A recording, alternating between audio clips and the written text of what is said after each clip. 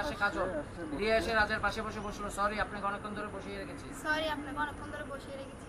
আরে সমস্যা নেই, মেয়েরা 5 মিনিটে কিভাবে রেডি আরে হয় হয় 30 মিনিটের ভিডিওতে দেখেছি। দেখেছি। কথাটি শুনে কাজল ফিক করে হেসে দেয়। রিয়া বলল, না না এমনিতে আসতে দেরি হয়ে গেছে। আরে না না এমনিতে আসতে দেরি হয়ে গেছে। আর হ্যাঁ, ও আমার বান্ধবী কাজল।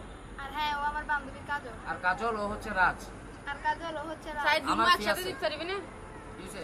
দিন একসাথে পারবে, পারবে। সাই হসাই না ডিটেইলে নেক্সট। চলো ও রাজ আর আমি যে কাজলের রাজকে পরিচয় করে দিবি। অ্যাকশন। ন্যাশনাল রোড অভিনয় করে না মারা মাছেন মুগিলো তাকে তোর সবসময় আসে যাই রেডি হো। আচ্ছা অ্যাকশন।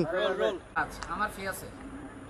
আর কাজল ও হচ্ছে রাজ আমার ফিয়ান্সি। কয়েকদিন পরেই আমাদের বিয়ে। কয়েকদিন পরেই আমাদের বিয়ে। তারপর কাজল আর রাজ দুজনেই পরিচিত হয়।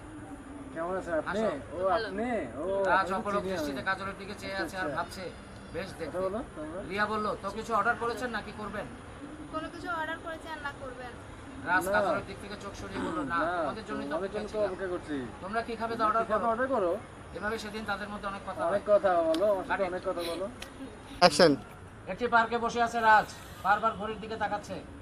এমন সময় রিয়া আসে, সাথে আসে কাজল। রিয়া এসে রাজের পাশে বসে বসলো। সরি আপনাকে অনেকক্ষণ ধরে বসিয়ে রেখেছি।